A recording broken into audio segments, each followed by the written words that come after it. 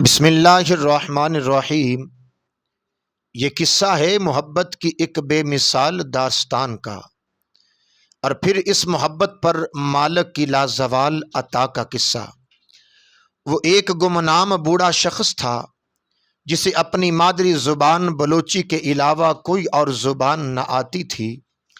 عربی تو کجا، اسے اردو تک نہ آتی تھی۔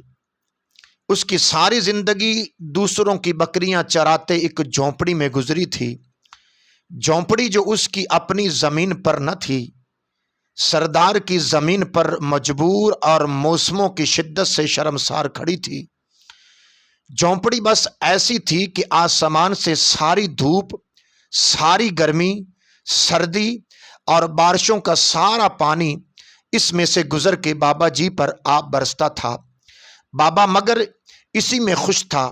شکوہ کیا ہوتا؟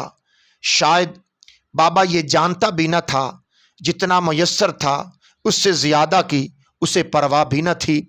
نہ اس بات کی پرواہ کہ اس کے پاس پکا چھوڑ موسموں سے بچانے والا کوئی کچا مکان تک نہ تھا، نہ اس کا ملال کہ اس کے پاس زیست کرنے کو معمولی سا سامان بھی نہ تھا، نہ اس کی فکر کہ اس کا روزگار اجرت پر دوسروں کی بکریاں چرانا تھا۔ اس کے سوا کچھ نہ تھا۔ عجیب شخص تھا کہ وہ بکریاں چرانے کی انبیاء کی سنت پر بھی عمل پیرا نہ تھا۔ اس کے دل میں ایک اور سنت بھی چپکے چپکے پل رہی تھی، بڑھ رہی تھی۔ وہ عارضی تھی سونے کا گھر دیکھنے کی آرزو، نبی کی بستی سے آنکھیں ٹھنڈی کر لینے کی انبیاء کی سنت۔ زادے راہ اس کے پاس کیا ہوتا کہ جس کے پاس زیادہ زندگی ہی نہ تھا، مگر تمنا تھی اور بڑی منہ زور تمنا تھی۔ وہ بکریاں چراتا رہا، اجرت پر چرائی بکریوں سے اپنے حصے کے بچے وصولتا رہا۔ جو ہی کوئی ایک اور بچہ اس کے حصے میں آتا، اسے لگتا سونے کا گھر اس کے نصیب کے کچھ اور قریب آ گیا ہے۔ وہ ہر ایسی اجرت میں آئے بچے کے ساتھ سونے کا گھر دیکھنے کی اپنی خواہش بھی پالتا رہا۔ پھر ایک دفعہ جب تن پر اچھے کپڑے نہ تھے، پاؤں میں مناسب جوتا نہ تھا، جھونپڑی میں موسموں کو شدت روکنے کی موزوں صلاحیت نہ تھی، اس کے پاس بکریوں کی اجرت کے کچھ پیسے جمع ہو گئے، تب اس کا چاؤ دیکھا نہ جاتا تھا۔ اس کے دل نے الارم بجایا، سونے کا گھر دیکھنے کا ٹائم آ گیا۔ عشق کے امتحان مگر ابھی اور بھی تھے، ابھی محبوب کے ہاں حاضری کا ٹائم نہ آیا تھا۔ انسانیت پر کرونا کا امتحان آ گیا تھا۔ اس نے رضا کی گردن جھکائی اور تمنا بغل میں داب لی۔ وہ انتظار کی سولی پہ ٹنگ گیا۔ کرونا گزرا تو در محبوب تک جانے کے لیے زیادہ راہ اور بڑھ گیا تھا۔ اسی دوران اس کے پاس مگر کچھ بکریاں آ گئی تھیں۔ ان بکریوں کا عمر بھر کی جمع پونجی کا، زندگی بھر کی محنت کا اور بھلا کیا مصرف ہو سکتا تھا۔ اس نے بکریاں بیچیں اور در یار دیکھنے کو چل دیا۔ نہ ساتھ کوئی ساتھی اور نہ رشتہ دار، مگر اس راہ کا ہر مسافر اپنا ہی تو ہوتا ہے۔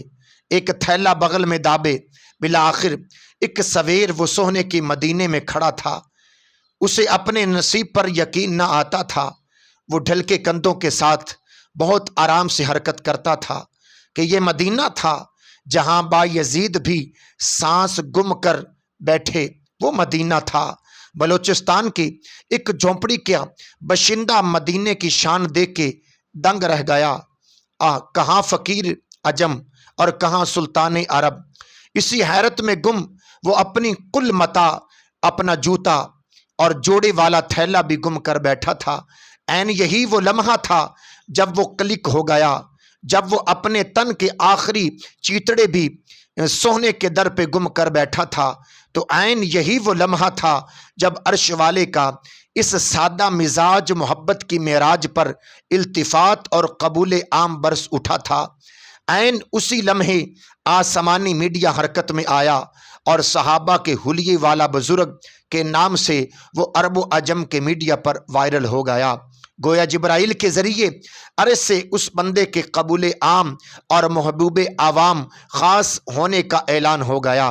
اب خود اسے معلوم نہ تھا کہ وہ جو اپنے تائیں گم ہوا پھرتا تھا اس سے زیادہ مدینہ اور اہل مدینہ کی دنیا میں مشہور کوئی اور نہیں ہے۔ سبھی جانتے ہیں کوئی 30 لاکھ کے قریب اس بار زائرین ارض مقدس میں تھے، ان میں کروڑ پتی بھی تھے اور ارب پتی بھی، وہاں 3 دفعہ کا وزیر اعظم بھی تھا، اور جانے کون کون رستم زماں محدث زماں وہاں موجود تھا۔ جو بھی تھا گمنام ہی تھا، یہاں کا مشہور شخص اور زبان زد عام شخص، مگر آج کے دن ایک ہی تھا، اور وہ تھا وہ بابا جو 15 سال سے لوگوں کی بکریوں کے ساتھ اپنی ایک تمنا پال کے یہاں آ کے گم ہو گیا تھا۔ وہ بکری پال تھا تو یقیناً اس کا مالک بھی تو بڑا لجپال تھا، اس نے اسے فرض سے اٹھایا اور عرب و عجم میں نامور کر دیا، تاجروں اور تاجوروں سے زیادہ نامور کر دیا۔